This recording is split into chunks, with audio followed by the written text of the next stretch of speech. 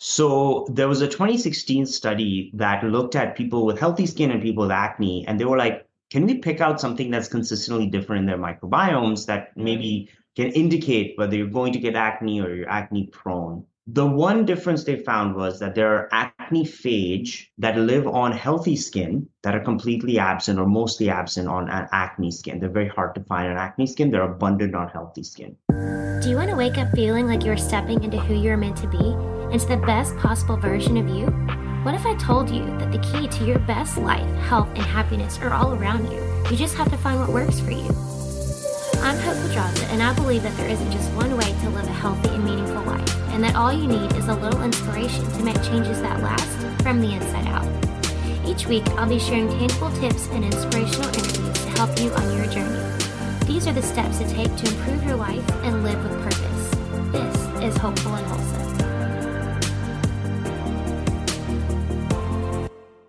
Hey y'all, welcome back to Hopeful and Wholesome. Today I have on the show Dr. Yug Varma. Dr. Varma is a PhD, he is a skin and acne expert, and he is this co-founder and CEO of Phyla, which is the world's most advanced probiotic acne system. He has 10 plus years of microbiome research under his belt, and this is including extensive background in bioorganic chemistry, microbiology, and synthetic biology. Like this guy knows some things about the skin and about acne, and that's what we're talking about today. He received scientific training at several distinguished academic institutions, including Johns Hopkins, and that's what led him to create this company, Phyla. And today we're talking about this microbiome approach to acne. We're talking about the skin microbiome and how it's different than other microbiomes in our body, right? Like the gut microbiome or the vaginal microbiome. Like there's multiple microbiomes, and specifically talking about acne and what the latest research on the skin microbiome is saying, and kind of demystifying this kind of probiotic approach to acne and for skin, just healthy skin. This is a really, really insightful conversation, and I'm excited to give you a different way, a different approach to things like acne, to skin issues. He talks about a few other skin issues as well. But like I said, Dr. Varma knows a few things, and so he's going to teach us. Let's jump in. All right, y'all, let's jump in. I'm here with Dr. Yug, and I'm excited about this conversation because while we've talked about gut health, the microbiome, things like that, we have never specifically tied it to acne, your skin health, all those things. So this is a really cool conversation. Thanks so much for joining us today. Thanks for having me, Hope. I'm very pleased to be here. Yeah. Okay, so you are the expert here, microbiome, helping heal acne via your microbiome. I would love to know how you got into this space because I mean, you created a whole company around this. So how did you get into kind of discovering this connection between the microbiome and helping heal acne? Yeah, so my background is I'm a scientist. I got my PhD from Johns Hopkins, then did a postdoc at UCSF, and that's when I started doing research on the microbiome. And so then after spending more than a decade in academia, I transitioned to starting this company right out of my postdoc, really excited and encouraged by the incredible discoveries that we were making on the microbiome. But also looking around and saying, oh, okay, so we're getting all these discoveries, but I felt like it wasn't being translated into applications and products fast enough. And I realized that I was probably in one of the best positions to do that because of kind of my scientific skills, my point of view. And so to this point, I've been doing microbiome research for 13 years. I started this company 8 years ago. Have done a lot of research that's been supported by the NIH and UCSF. And I find myself at a point where our research, our technology is kind of accelerating, and it's a very exciting place to be. Yeah, it's awesome. During all your research with the microbiome, what do you think were some of the most surprising findings that you discovered? Oh, there's so many. I guess in a summary way, one is that there is no archetypal microbiome, right? There's no ideal. Mm-hmm. So what that means is, hope you're healthy, I'm healthy, but our microbiomes probably look very different, right? Mm-hmm. And that's because our microbiomes are a result of, where we were born, how we were born. They're like if you were born vaginally or through a C-section, there are no differences. what we ate growing up, right? Like how we grew up, like if you played more in the dirt versus not within the dirt, that affects your microbiome. The experiences you have, right? Whether you're traveling or you've had like a course of antibiotics that gave you some sort of dysbiosis and you were maybe able to recover from that. And there are kind of imprints of that throughout your microbiome. And we've learned that it's possible to be healthy in so many different ways, right? A few other findings of the microbiome, and again, most of this is kind of gut related, but a lot of this kind of translates to the skin as well, and I'm sure we'll talk specifically about the skin microbiome. But in the gut microbiome, your microbiome is incredibly resilient when it's healthy. So you can push it one way or the other way, but it'll always kind of swing back to the middle and where it really wants to be. And what happens when dysbiosis occurs, whether it's from an antibiotic course or some sort of intervention, or you fall sick, is that ability of the microbiome to be resilient and kind of swing back to the middle after being perturbed is lost. And that's usually because the composition changes a lot. And the last thing I'll say is our microbiome is incredibly plastic, which kind of is a weird thing to say when you're saying it's also resilient.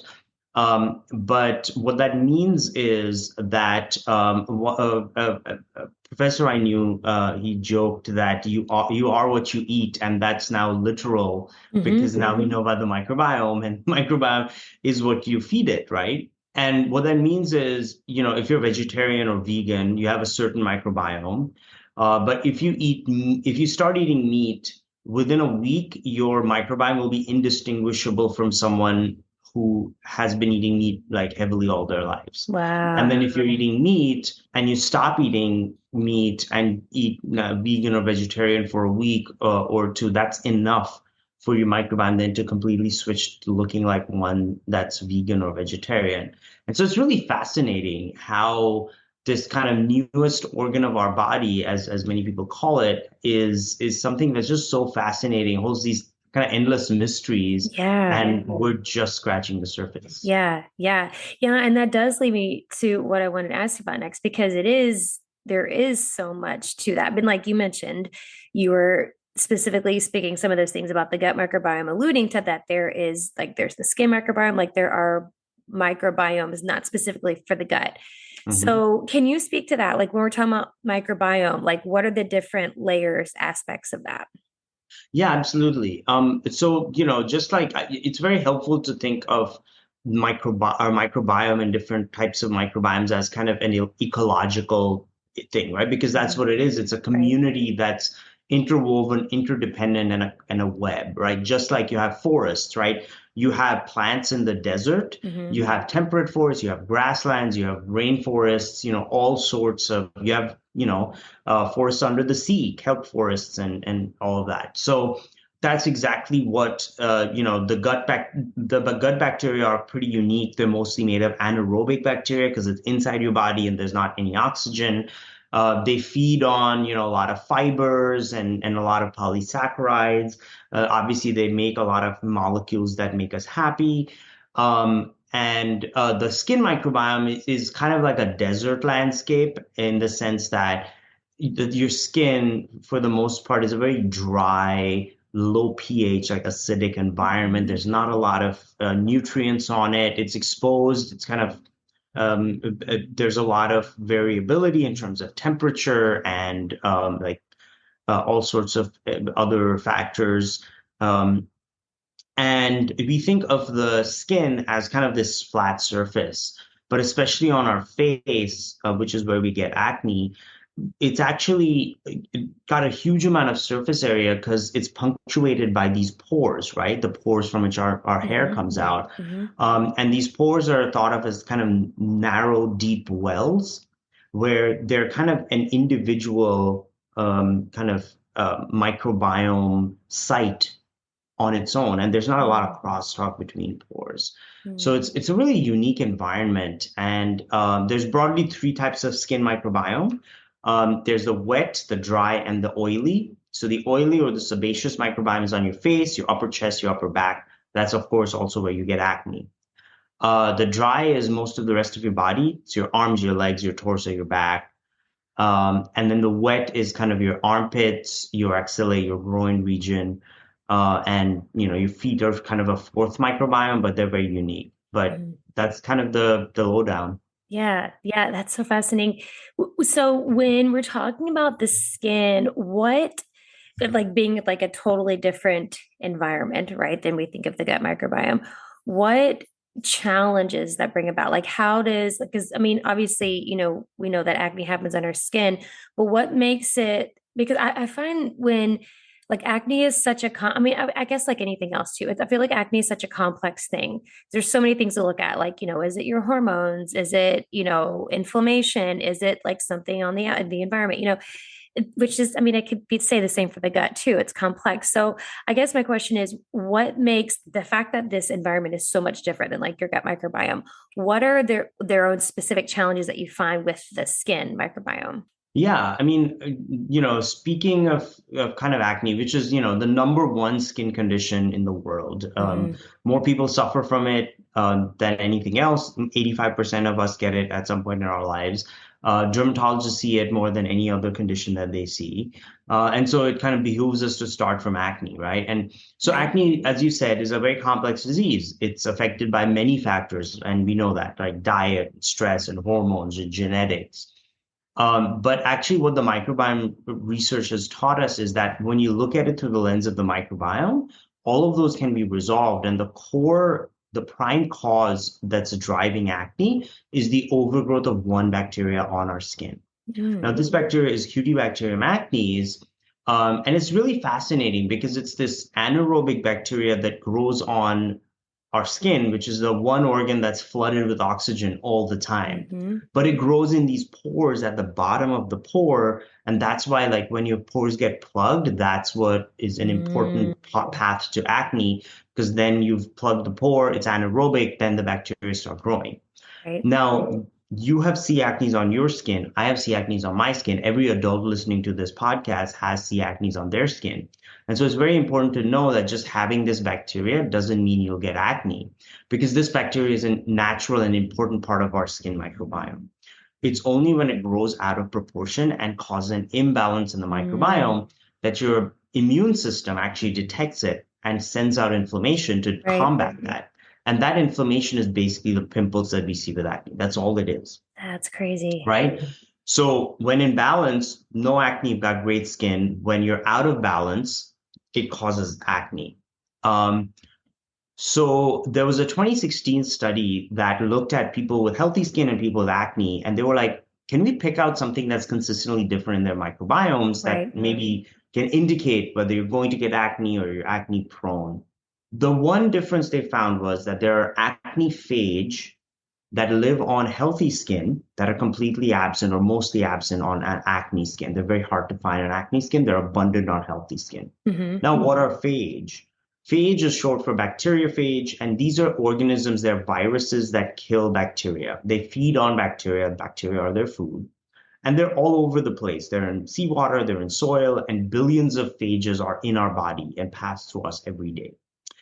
Now, phages are very harmless to us. They mostly don't interact with our cells, but they're nature's best defense against bacteria.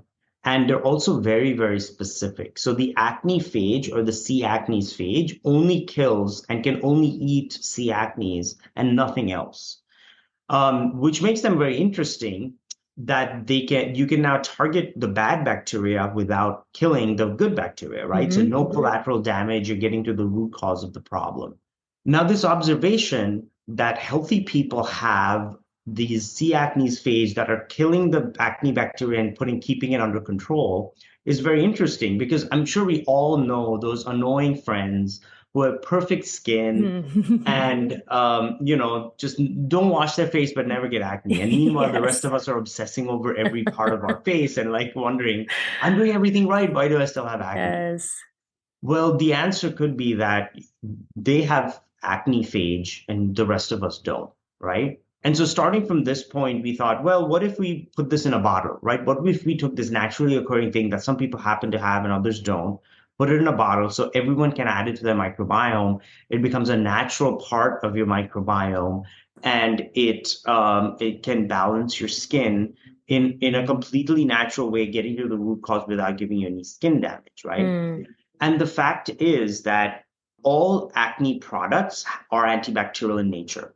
Whether you're talking about azelaic acid or benzoyl peroxide or antibiotics or even Right. retinoids, they all kill bacteria, but they kill it indiscriminately. They kill the good and the Mm. bad That makes together. sense. And that's why acne relapses are so common Right. because you're getting rid of the microbiome that needs to be in balance and combat partly the C. acnes that overgrows. Mm-hmm. Now, I liken it to, let's say you go out into your garden and you see a weed on your lawn, right?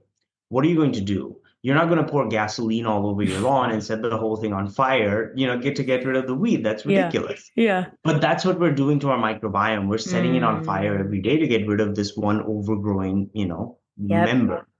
So just like you would go into your garden, you look at the weed, you scoop it up, and that's it. You've solved the problem.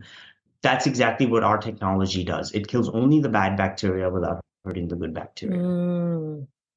That was such a good analogy and makes so much sense. And I've always felt like that, like using salicylic acid, I feel like it's so harsh. Like, what am I doing? What is it really doing to your skin? When you try to spot treat it with salicylic acid, it's like this stuff is so harsh. That makes total sense though. So okay, so if we want to, just like your gut microbiome, right? We have to have the balance of the good and the bad bacteria. Mhm. So are there things that we can do to help like keep that balance of the good and bad bacteria? Like mine is like, not specifically talking about treating acne, but just in general, like how do we keep a good balance of the good and the bad with our skin microbiome? That's a great question. And I have to say, I don't think enough research has been done on this Mm. because we know a few things, right? Apart from acne and even maybe things like eczema, where we know Staph aureus colonization drives it, we actually don't know a great deal about the skin microbiome and its balance.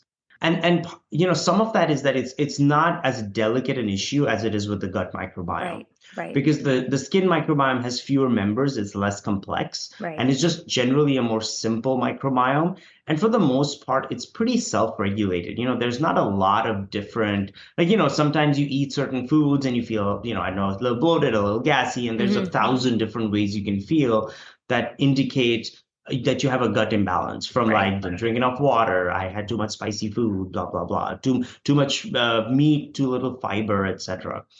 With your skin, it's pretty self-regulating and it's pretty even for the most part. Acne is really the big dysbiosis that you see the most of. However, we do know that as you get older, your microbiome gets less diverse. Mm. And, it's a very interesting question to ask whether the microbiome being less diverse has anything to do with aging and Hmm. whether reversing that, right, could have an impact on aging. Right. I will say there was a really cool study done several years ago where they showed that just moisturizing your skin massively reduced the inflammation that your skin throws off, and that affects your entire body. And so it turns out moisturizing your skin has like huge benefits Hmm. beyond just the microbiome of Right. controlling inflammation. Yeah, that makes sense. Is there anything out there about, because you were talking about the like when the acne is from the overgrowth of the bad bacteria, the things that are triggering that, like specifically triggering the bad bacteria, like Mhm. you're saying, like there's people who don't do anything to their skin and their skin's perfect, but then so is there any studies or anything that's like what's triggering the bad bacteria to flare up? Yep, yep. So these bacteria, they're very dominant on our face. About, 70 to 90% of all bacteria on your face will be this one bacteria. That's how dominant Mm, it is, which is, gotcha. quite kind of unusual for Yeah, microbiomes because they're thought of as very diverse. right. The reason that they're so dominant is that they've evolved to use the oil that's produced by our skin, the sebum, as their food source in a way that no other bacteria on our face really does. And that's why they're so good because our face produces our face, our upper chest and upper back have these sebaceous glands that produce oil that isn't really found over most of our body. And that's what makes it kind of an oily skin region. And because these bacteria eat that oil, they love it and they thrive. Now, whatever affects oil production will affect your acne. And that's why, for some people, not all, food can affect sebum production. And so whatever their acne triggering foods are, if they eat it, it increases sebum production. That's why women have hormonal acne, because your hormonal cycle drives sebum production. And at times when your hormones are driving high sebum production, that's when you get your breakouts, right? Stress is very easy. When you sweat and you make more sebum, you provide more food for this bacteria. And genetics, people have oily skin, dry skin, big pores, small pores, blocked pores, whatever. And that can drive the disease because providing the ideal conditions for this bacteria to thrive. Right. Now, all that I've said may make someone think, aha, if oil is the problem, then make your skin drier, right? But I would caution heavily against that, because the oil is not the problem. Remember, the bacteria is the problem. Right. So if you have oily skin, or if you tend to sweat more or whatever, or if you, like a lot of people who exercise get breakouts on the chest and back. Right. But if you control the bacteria, you can sweat as much as you want, produce as much oil, The good thing about the oil, the reason our body produces this oil is that it produces a moisture barrier on your skin, and it prevents your skin from losing moisture. It prevents aging and fine lines and wrinkles. So it has a very important role to play. And unfortunately, the long-term use of harsh acne products and like even Accutane and stuff can leave your skin chronically dry. Right. And what that'll do is in 10 to 15 years, you'll say, oh my gosh, my skin looks so much worse than other people my age, at which point it's irreversible and you're suffering. That makes sense. Well, and I find a lot of times too, I read stuff, and when you're looking at different skincare products, because acne doesn't just happen with oily skin, like you're saying, like it can happen with super dry skin too. So obviously the oil is not the thing that's causing the acne, because you can have it if you have dry skin too. I think that's interesting. So do you find that when we're talking about like using the microbiome, like all this research with the microbiome for acne, are there other ways that you can like apply what you're doing with the skin to other microbiomes in the body? Yes. So, our technology basically recognizes that many diseases or many conditions are driven by the overgrowth of one bacteria, right? And unfortunately, a lot of the solutions that we have, pretty much every solution in the case of acne, even eczema, is to kill all the bacteria, right? To just put an antibacterial. And that is understandable because, up until very recently, we thought of all bacteria as bad, right? Like sanitize your surfaces, wash obsessively, bacteria equals bad, bacteria cause disease. Right. But now we know there are so many bacteria that we need that are not just benign, but they're actually good for us. They're driving us towards health. And that there's a smaller subset of bad bacteria that may cause problems when they exist or overgrow on certain parts of our body. So our technology is, perfectly suited towards saying, oh, in those cases, let's kill the bad bacteria and preserve the good, because the good bacteria are actually critical to our health. And so there are many other conditions on the skin: acne, eczema, rosacea, many others. Psoriasis is known to have a microbiome component. We don't exactly know what those exact components are. So again, once we know more, our technology is perfectly placed to combat that. And beyond that, whether you're talking about oral health, from cavities to gingivitis to listeriosis to periodontitis to gut health, all sorts of dysbioses. A lot of them are driven by imbalances in bacteria. And our technology is actually a perfect, where we've shown this in acne and also some projects in eczema, where we can do this. And not only can we do this, but it directly correlates to an improvement in acne in a way that our clinicals have shown that really nothing else does, where you're reducing the C. acnes, you're increasing microbiome diversity. And so you're not just curing your pimples for the week or the next week, but you're getting clear skin for a longer term. Right, right. That is crazy. So what is your vision for kind of what the future of skincare looks like? Like, what do you see as being the thing that, because I think, women who are listening to us right now, and we all want to age better, and, we want less fine lines, wrinkles as we age and all the things. But what do you see as like the future of skincare and all the things that we want? We want the clear skin, the smooth skin, all that. What does it look like taking like this approach? Right. I think so. I'm a scientist and a science communicator. I've kind of stumbled upon the world of skincare through this company. And so I care very deeply about the microbiome. And I do see a lot of skincare companies using the word microbiome purely as a marketing term. Right, right. And it's disappointing, not just for me, but because a lot of customers who are very well educated know that the microbiome is important for their health and are looking for ways to incorporate those good practices into their life.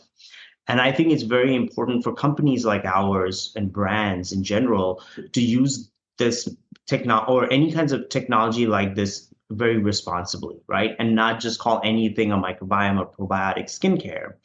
And I see a lot of companies putting dead bacteria in their products and calling it probiotic, which it shouldn't be, or using prebiotics that are really gut prebiotics, right? That are on the skin, and I'm like, Is that this is doing going to anything? do nothing for Yeah, anything, right? yeah. Mm-hmm. And so hopefully we can, steward this science and so that it's not misleading, but it's also beneficial, and educate our consumers. Because one thing we've seen is people really want that education. They're like, Mm-hmm. tell me about the science, like Right. help me understand what this is, why this is better. And so I think there's a huge amount of promise. Like I said, we're just scratching the surface here, right? Like we know things like psoriasis, things like aging, where like the microbiome plays a role. We don't know exactly what, If you ask me 5 or 10 years from now, I could maybe tell you based on research other people have done. And then we'll probably get to work on that. And so I think it's incredibly exciting where we're taking this forgotten part of our kind of skin health, shining a light on it, and then saying, we used to do lotions and potions, and there's a lot of products out there, but let's break it down. What's really important? What works and is shown to work scientifically, Right. instead of just like 4 out of 5, whatever beauticians would recommend this or Mm-hmm. whatever. Mm-hmm. And so I'm very excited. I'm very energized and bullish about microbiome technologies, not just mine, but all the other approaches that other people are taking as Yeah. well. Yeah. Well, and you mentioned something that I was going to ask you too, because I know, like we've talked about the gut microbiome plenty of times on the show, and I have, certain opinions about probiotics and which ones work and which ones don't. And then you mentioned that when you're talking about just now, because I'm wondering too, like, because yeah, there's a lot of like buzzwords people like to use on their marketing. That sounds really great. But how do we really know? Like you're saying, like if they're putting gut probiotics and they're like, it's not doing anything. So how do we know? Like, what are we looking for when brands are using, especially because I'm feeling like, this research that y'all are bringing forward, like it's going to catch on and there's going to be more companies using these words and maybe using the technology, but like, how do we know? Like, are we looking for certain things to know? If they're not fully transparent and like the research behind there, you know what I mean? If we're Mhm. using just stupid stuff that's not doing anything, are we actually getting to the microbiome stuff? Yeah, I mean, in those cases, to find that out, often going to the ingredient list is the best, most useful thing. In skincare in particular, if you see the probiotic ingredient and it says lysate, extract, or ferment, it's not probiotic. It's dead bacteria or ground up dead bacteria that's in the product. And then in terms of prebiotics for skincare, again, all I've seen really is prebiotics for gut bacteria that people just put. So things like inulin, galacto-oligosaccharides, those are really gut prebiotics. Right. And it's kind of like feeding, like pouring seawater on or salty water on a plant and be like, this will be great for it because it's great for kelp or Right. whatever, Right. and you're like, Right. no, sorry, wrong nutrient. You're actually Yeah. killing the plant. Right. So I mean, that's just, I have a background in chemistry, so I love reading ingredient labels. I have all Mm-hmm. sorts of ingredient labels for products that Yeah. I scrutinize. But again, a lot of lay people don't know it, and why should Right. they? They're going Right. about their lives. Right. You don't have the time of day. But that's kind of a nugget I can drop right now, and we try to educate as much as we can. Yeah, no, that's super helpful. And yes, I'm with you. And I think consumers now are realizing that we need to educate ourselves. Like we are interested in that. So I love that. That's kind of a value of yours in the company is like we want to educate people. People want to know because we do. Like, those of Mhm. us who are concerned with clean products and all that, like we want to know what's in it. So I appreciate that part of what you're doing with the company. Okay, so as we start to wrap up, do you have any last minute things you want to add that we haven't touched on in terms of microbiome, the skin microbiome, and everything like that? No, I think we've done a pretty comprehensive view of the skin microbiome, especially as it relates to acne. One thing that I noticed since I've been in this space is a lot of parents are looking for solutions for their kids, right, for acne. And they say, hey, I remember how tough it was when I had Right. acne. I want to help you out.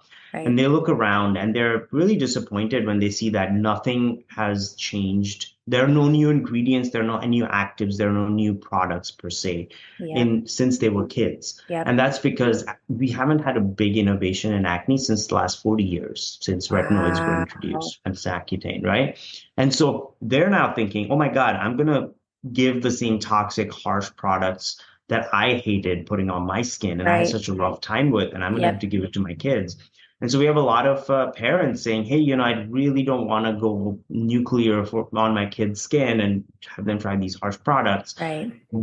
They're curious, right? And so, on our website, we have the science of our products. We have the results of our clinicals, which, we ran, so we have clinical data on this technology. And we find that it's very useful to share that with people so they can make the best decision for themselves. Yeah, I love that. That's super helpful. Thank you for this. And thank you for your commitment to educating all of us and keeping us informed and educated. And I love that piece.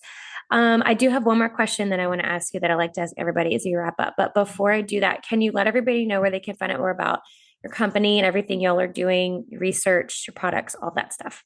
Yeah. So we are Phyla, Phyla. And we are on the internet at phylabiotics.com. That's where you can buy a product, learn about the science, make good decisions about your skin. We're also on socials at Phylabiotics. That's our handle on Twitter, Instagram, Facebook, all of the good stuff, TikTok. Perfect. And we use those platforms to educate people as well. Perfect. All right. Of course, I'll have links to all that in the show notes. So y'all go check it out. Check them out on Instagram. Check out all the products. Excited to check it out. Okay. The last question I want to ask you, I'd like to ask everybody, what do you think is the most important thing you can do to live with purpose?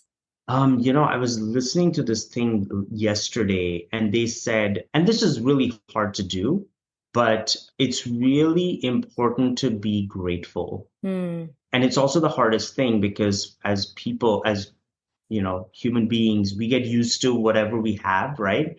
So you may move into an apartment that's twice the size or fancy or like your dream place. And the first few months, you're like, oh my God, I'm excited to wake up every day and go this part of my house and that. And then, a year later, you're like, this is all right. And it becomes invisible to you. So things like, I love learning about history, and a lot of history is like pretty terrible situations that people lived in. And to recognize that now you have, running water and electricity and hot water and all these appliances and conveniences. You have a car and you can drive to a grocery store that is abundantly full of food of every type. You have a pantry full of any kind of snack that you could imagine, not just in America, but you could get from around the world. Where, most of us hopefully are comfortable and well set. And it's so hard to have that intention waking up every day when all you can think of, I have kids, is how do I get my kids, brushed and changed and packed and out of the door by a certain time. And you're like, oh, I'm so busy, I have to do this and that. But sometimes you just got to stop and walk outside and look up and say, it's a great day. It's sunny, it's warm. I have a little time to walk around and kind of be alone with your thoughts and just be thankful for everything you have. Yeah, I agree. I completely agree. And kids are a good reminder of that. My son does that sometimes. We'll walk out today and he'll be like, this is a good day. So it's a good reminder. Great. Kids are a good reminder of that. Thank you so much for that, Dr. Yug. This was so good. Y'all go check out all the links in the show notes. Let's start clearing our skin the right way, y'all. This is great. Thank you so much for sharing your time with us today. Thanks, Hope. Thanks for listening to Hopeful and Wholesome, y'all. If you found value in this week's episode, please subscribe on iTunes or wherever you listen to your podcast and leave a review to let me know what you thought. I'd love to know what you find useful in these episodes so I can know how to provide the most value I can to my listeners. And if you have topics you'd like to know more about, I'd love to hear those as well. So shoot me a message on Instagram, Facebook, or LinkedIn, It's at the Hope Pedraza, or you can visit my website, hopefulandwholesome.com. Thanks, y'all.